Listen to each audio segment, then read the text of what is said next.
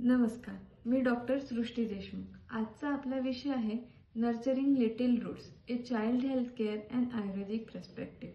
विषयाला सुरू करण्याच्या आधी मी क्षितिज फाउंडेशन व त्यांच्या टीमचे मनापासून आभार मानते की त्यांनी मला ब्लीड द सायलेन्स या टॉक सिरीजमध्ये बोलण्याची संधी दिली. तर आपण आज दोन विषयांवर बोलणार आहोत. पहिलं म्हणजे बालगुटी आणि दुसरं म्हणजे सुवर्णप्राशन. हे दोन्ही आयुर्वेदाचे अत्यंत छान कन्सेप्ट्स आहेत, पण या कन्सेप्ट सोबत आजकाल खूप सारे मिसकन्सेप्शन्स देखील आहेत. तर आपण त्या मिसकन्सेप्शनला दूर करण्याचा आज प्रयत्न करूया. तर बालगुटी म्हणजे नेमकं काय? तर बालगुटीमध्ये एकूण 21 आयुर्वेदिक द्रव्यांचा समावेश होतो. यातलं प्रत्येक द्रव्य बाळाच्या वेगवेगळ्या त्रासावर उपयोगी पडतं. आता तुम्हाला असे अनेक प्रश्न पडले असतील की गुटीचे फायदे काय, तोटे काय, गुटी ही कधीपासून कधीपर्यंत द्यावी, गुटी देताना गुटी कोणत्या स्वरूपात द्यायची, गुटी घेताना काय काळजी घेतली पाहिजे इत्यादी. गुटी ही खूप प्राचीन परंपरा आहे जी आपल्या आई आजी ह्या गुटी आपल्याला देत होत्या, पण आता ही परंपरा बऱ्यापैकी बंद झालेली आपल्याला दिसते. तर गुटीचे फायदे आपण पहिल्यांदा पाहूया. तर गुटीचे फायदे असे की 9 महिने 9 दिवस बाळ याच्या गर्भामध्ये अत्यंत सुरक्षित असते. तेव्हा त्याला बाहेरच्या वातावरणाशी कॉन्टॅक्ट काहीच नसतो, पण जेव्हा त्याचा जन्म होतो तेव्हा तो बाहेरच्या वातावरणाशी बदलत्या ऋतूंच्या संपर्कात येतो. बरेचदा बाळाला याचा त्रास देखील होऊ शकतो, जसं की त्याला सर्दी, खोकला, ताप, अंगदुखी, पोट फुगणे, गॅसेस असे अनेक विकार होऊ शकतो. यावेळेस गुटीचा आपण छान उपयोग करून घेऊ शकतो. गुटी दिल्याने नेमकं होईल काय? तर बाळ अगदी नीट झोपेल. बाळ जेवढं नीट झोपते तेवढं त्याच्या ब्रेन डेव्हलपमेंटमध्ये मदत होईल. ग्रोथ हॉर्मोन व्यवस्थित सिक्रेट होईल, त्याला छान भूक लागेल, त्याची इम्युनिटी वाढेल, तर तो निरोगी राहील, है ना. तर म्हणून आपण गुटी ही दिली पाहिजे. पुढचा प्रश्न असा असतो की गुटी ही कधीपासून कधीपर्यंत द्यावी. तर गुटी आपण ही जन्मापासूनच देऊ शकतो, पण बरेचदा हे शक्य नसते, म्हणून आपण ही 10व्या दिवसापासून, 15व्या दिवसापासून किंवा 1 महिन्यापासून देखील चालू करू शकतो. गुटी देताना एक काळजी आपल्याला अशी घ्यायची असते की गुटीची मात्रा ही हळूहळू वाढवायची असते प्रत्येक महिन्याला, आणि ती बंद पण हळूहळू करायची असते. म्हणजे मात्रा कमी कमी करत त्याला बंद करायचं असते. याने काय होईल की गुटी चालू करायचा आणि बंद करायचा बाळाला कुठलाही त्रास होणार नाही. राहिला प्रश्न गुटी कधीपर्यंत द्यायची. तर गुटी ही 2 वर्षापर्यंत आपण देऊ शकतो. पुढचा हा एक कॉमन प्रश्न आहे की गुटी ही कोणत्या फॉर्ममध्ये द्यायची. कारण आजकाल मार्केटमध्ये पावडर फॉर्म, लिक्विड फॉर्ममध्ये देखील गुटी अवेलेबल आहे. तर म्हणून आपण ही पावडर फॉर्म, लिक्विड फॉर्मची गुटी द्यायला पाहिजे का? तर नाही. गुटी ही आयुर्वेदानुसार उगाळूनच द्यायला पाहिजे. तर याचं एक्सप्लेनेशन असं आहे की जेव्हा आपण गुटी उगाळून देतो तेव्हा आपण त्याचा फक्त अर्क बाळाला देतो, जो त्याला डायजेस्ट करायला, पचायला सोपा जातो. पण जेव्हा आपण गुटी ही पावडर फॉर्ममध्ये देतो तेव्हा त्याचे पार्टिकल्स आपण बाळाला देतो. तो बाळ इतकं लहान आहे की त्याला ते पार्टिकल्स कदाचित पचू शकणार नाही आणि त्याला त्याचा त्रास होऊ शकतो. लिक्विड फॉर्म यासाठी नाही द्यायचा आहे की लिक्विड फॉर्म जर आपण दिला तर त्यात ऑलरेडी खूप सारे केमिकल्स असतात, प्रिझर्वेटिव्स असतात, जे त्याच्यात ॲड केलेले असतात. याने बाळाचा फायदा तर कमीच होईल, नुकसान अधिक होईल.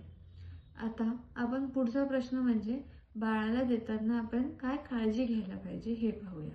गुटी देताना पहिली गोष्ट जी आहे ती म्हणजे आपले हात स्वच्छ धुवून घ्यायचे.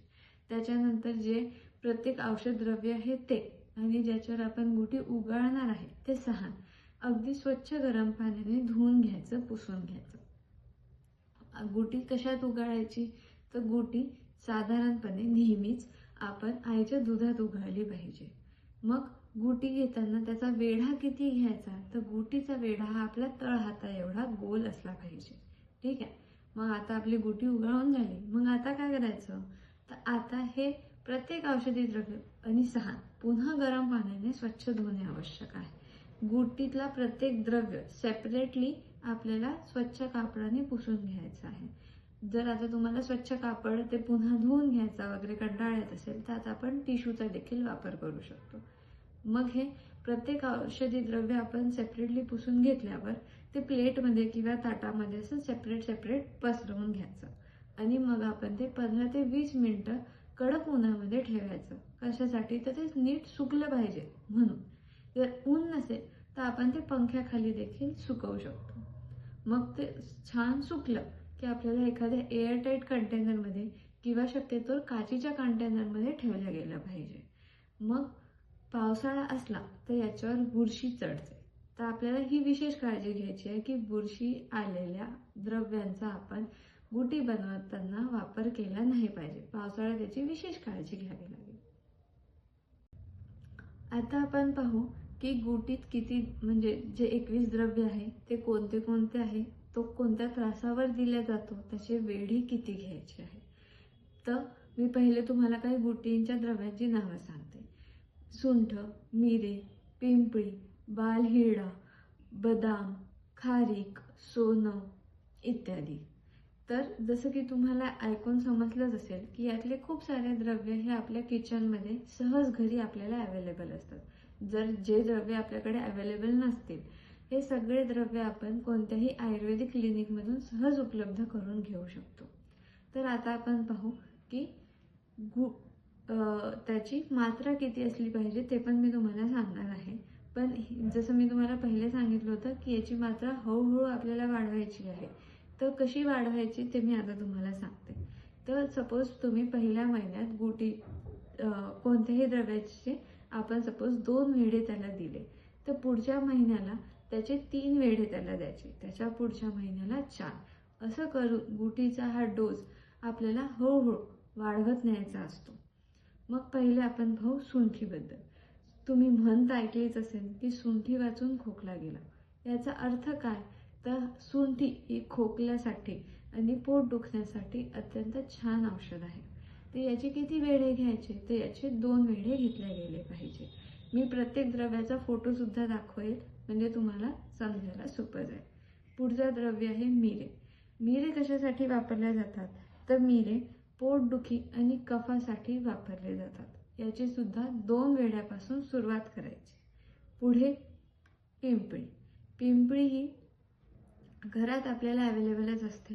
ही ताप आणि सर्दी याच्यासाठी उत्तम औषध आहे.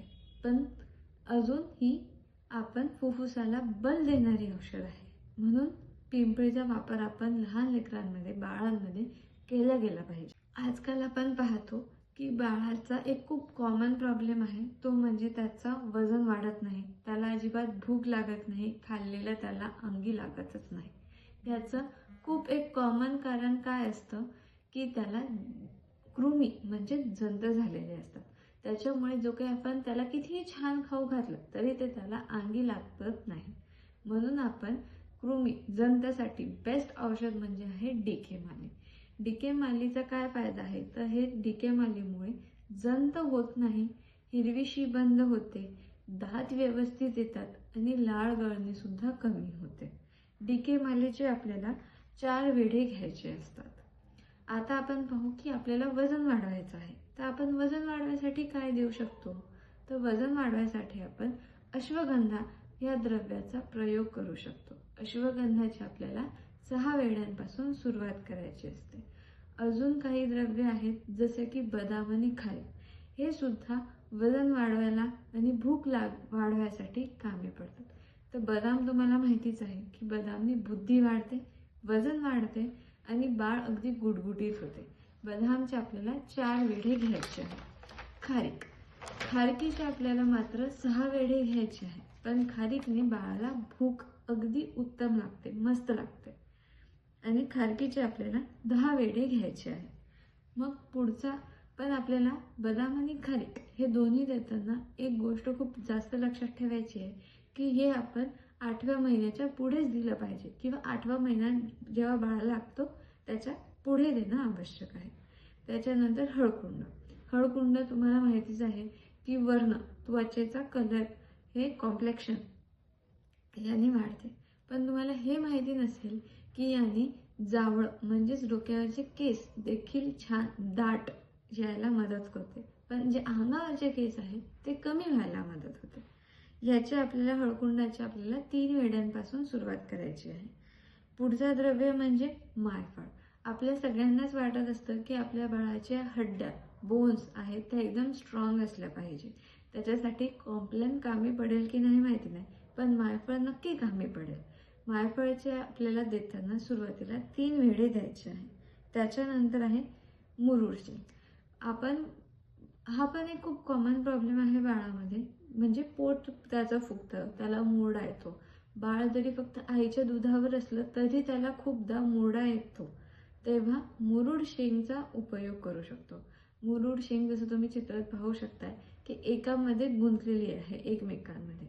तसंच मुरडा येताना आपल्याला पोटामध्ये दुखतं, म्हणून मुरुड शेंग ही पोटात मुरडा येण्यासाठी अत्यंत छान औषध आहे. मुरडा कमी होण्यासाठी अत्यंत छान औषध आहे. याचे आपल्याला किती तर 4 वेढे घ्यायचे आहे. पुढचं द्रव्य म्हणजे सोनं. सोनं आपल्याला माहितीच आहे की याने इम्युनिटी म्हणजेच रोगप्रतिकारक शक्ती वाढते, बुद्धी वाढते. म्हणूनच आयुर्वेदामध्ये सुवर्णप्राशांचा उल्लेख केलेला आहे.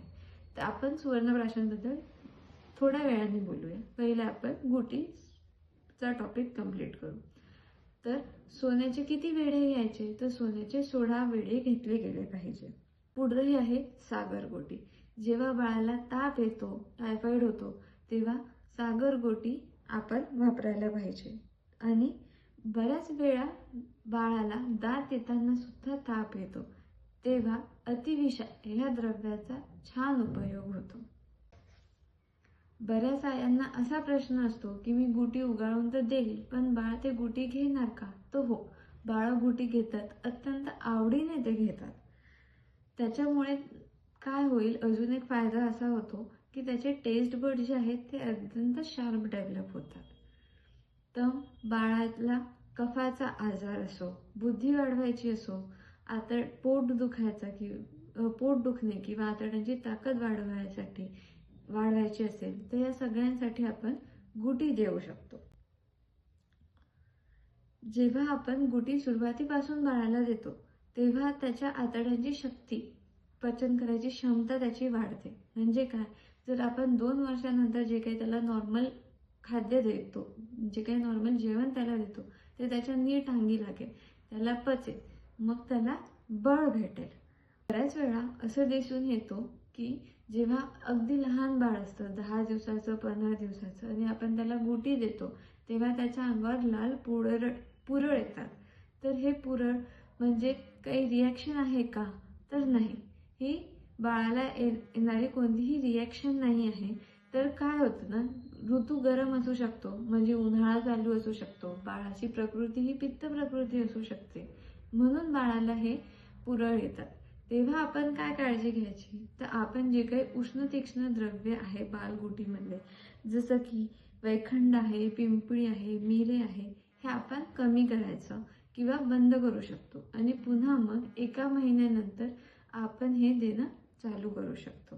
तर असं जर आपण गुटी सायंटिफिकली स्वच्छता पाळून व्यवस्थित दिली तर बाळाला याचा नक्कीच फायदा होईल, कोणताही त्रास होणार नाही.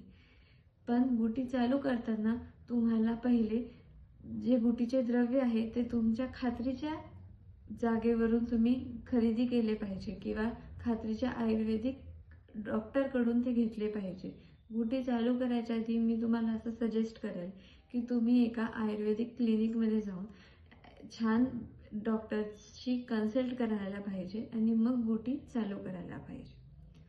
पुढचा टॉपिक आहे आपला सुवर्णप्राशन. तर सुवर्णप्राशन म्हणजे काय, त्यात कोणते द्रव्य आहेत, याचा रेफरन्स आयुर्वेदामध्ये कुठे आहे, हे कोणत्या दिवशी द्यायचं आहे, कधीपासून कधीपर्यंत द्यायचं, त्याचे फायदे काय, असे इत्यादी प्रश्न तुम्हाला पडले असतील. तर आता आपण त्या प्रश्नांबद्दल बोलूया. पहिले तर आपण याचा रेफरन्स पाहूया. तर सुवर्णप्राशनचा रेफरन्स ह्या हरित संहितेमध्ये आलेला आहे. आयुर्वेदामध्ये खूप साऱ्या संहिता आहेत, त्यातलीच एक आहे हरित संहिता. हरित संहितेचं विशिष्ट काय आहे, तर यात बाळाला जे काही वेगळे आजार होतात त्याचे लक्षणं काय असतात, ते आजार होताना त्याची चिकित्सा काय आहे, त्याच्यानंतर बाळाला छान बुद्धी वाढली पाहिजे याच्यासाठी काय टिप्स आपल्याला भेटतात, हे सगळं आपल्याला हारित संहितेमध्ये देऊन आहे. तर हा झाला त्याचा रेफरन्स. पुढे आपण पाहू की सुवर्णप्राशनमध्ये कोणते द्रव्य आहेत. तर जसं की त्याच्या नावातूनच समजते, सुवर्णप्राशनमध्ये शुद्ध सुवर्ण भस्म आहे. त्याच्याच बरोबर त्यात शुद्ध मध सुद्धा वापरल्या जाते. तर मधाचा काय फायदा? तर मधामुळे सुवर्ण भस्माचं ॲब्झॉर्प्शन आणि ॲसिम्युलेशन वाढतं, म्हणजे ते बॉडीमध्ये नीट ॲब्झॉर्ब व्हायला मदत होईल. नंतर जसं की बाळाची प्रकृती ही कफ प्रकृती असते आणि कफ प्रकृतीवर बेस्ट औषध म्हणजे कफ शामक, कफ कमी करण्यासाठी बेस्ट औषध हे मध आहे. असं मध हे दोन्ही प्रकारे आपल्याला उपयोगी पडू शकतं, ज्याच्यात मधाबरोबर सुवर्णभस्म आणि मधाबरोबर घृताचा म्हणजे तुपाचा देखील वापर केला जातो. तर हे साधं तूप नाही, तर हे मेध्ये औषधी म्हणजे बुद्धी वाढवणाऱ्या औषधांनी सिद्ध केलेलं तूप असतं. त्याच्यानंतर पुढचा प्रश्न म्हणजे सुवर्णभस्म हे सुवर्णप्राशन हे कधीपासून कधीपर्यंत द्यायचं. तर सुवर्णप्राशन सुद्धा आपण जन्मापासूनच देऊ शकतो आणि हे आपण 16व्या वर्षापर्यंत देऊ शकतो. सुवर्णप्राशन आपल्याला पुष्य नक्षत्राच्या दिवशी द्यायचं आहे. तर पुष्य नक्षत्रच का बा? तर पुष्य नक्षत्र याच्यासाठी की कारण पुष्य नक्षत्र हे बल आणि बुद्धिवर्धक नक्षत्र मानलं गेलेलं आहे, म्हणून हे नक्षत्र सिलेक्ट केलेलं आहे. सुवर्णप्राशन तसं आपण रोज देखील देऊ शकतो. त्याच्यानंतर आपण पाहू सुवर्णप्राशनचे फायदे काय आहेत. तर पहिला फायदा ज्याच्यासाठी आपण सुवर्णप्राशन देत आहे तो म्हणजे त्याची बुद्धी वाढते. त्याची धारणशक्ती, धृती, स्मृती आणि बुद्धी ह्या चारही गोष्टी वाढतात. म्हणजे काय की त्याची जी ग्रहण करण्याची शक्ती आहे ती वाढते, म्हणजे बाळ काय एक पाठी होते, त्याला एकदा वाचलेलं लगेच लक्षात राहील. धृती म्हणजे काय तर रिकॉल करायची क्षमता, जे काही त्यांनी आधी वाचलं असेल 5 दिवस झाल्यावर पण त्याला तसंच्या तसं आठवेल, हे झाली धृती. स्मृती म्हणजे काय तर मेमरी पॉवर, त्याचं कॉन्सन्ट्रेशन, मेमरी पॉवर हे दोन्ही वाढेल. त्याच्यानंतर त्याची अग्नी प्रदीप्त होईल. अग्नी म्हणजे काय तर पचनशक्ती सुधारेल. तर जे काही त्याला खाल्लेलं आहे ते नीट अंगी लागेल, त्याला वजन वाढेल, भूक लागल्याच्याने वजन वाढेल, त्याचं व्यवस्थित खाल्लेलं पचेल. त्याच्यासोबत आयुर्वेदामध्ये अजून एक कन्सेप्ट आहे की शरीर हे सप्तधातूंपासून बनलेलं आहे. तर सुवर्णप्राशन हे ऋष्य आहे, म्हणजेच काय तर हे 7 धातूंचं नीट पोषण करायला आपल्याला मदत करते. म्हणून सुवर्णप्राशन हे आपण बाळाला द्यायला पाहिजे. याचे अजून काही फायदे आहे, जसं की याने त्वचा छान होते, वर्ण सुधारतो. त्याच्यानंतर दृष्टी म्हणजे डोळे छान येतात, केस छान होतात, बाळ अगदी गुटगुटीत होते. तर असं आपण आतापर्यंत सुवर्णप्राशनचे अनेक फायदे पाहिलेले आहेत. सुवर्णप्राशन देताना तुम्हाला ही काळजी घ्यायची आहे की ते तुम्ही आपल्या खात्रीच्या आयुर्वेदिक क्लिनिकमधून खरेदी करत आहात. तुम्हाला हे चेक करायला लागेल की ते शास्त्रशुद्ध पद्धतीने ते बनवत आहे की नाही. तर अशा प्रकारे आज आपण बाळगुटी आणि सुवर्णप्राशन ह्या दोन्ही आयुर्वेदिक कन्सेप्टबद्दल बोललेलो आहे. याच्यातल्या शंका मी दूर करायचा प्रयत्न केलेला आहे. तर आपण ब्रीफमध्ये पाहूया की या दोन्ही गोष्टींनी काय होईल. तर बाळाची बुद्धिमत्ता वाढेल, बाळ निरोगी होईल, त्याचं वजन वाढायला मदत होईल आणि असे अजून भरपूर फायदे बाळामध्ये तुम्हाला दिसतील. तर मी पालकांना आग्रह करेन की त्यांनी आपल्या बाळामध्ये ह्या दोन्ही गोष्टींचा यूज केला पाहिजे. त्याचे फायदे तुम्ही स्वतः अनुभवले पाहिजे आणि मग ही माहिती बाकीच्या पालकांपर्यंतच पोचवली पाहिजे, जेणेकरून सर्वांना याचा अधिक फायदा होईल. तर आता आपण विषयाला थांबवूया. धन्यवाद.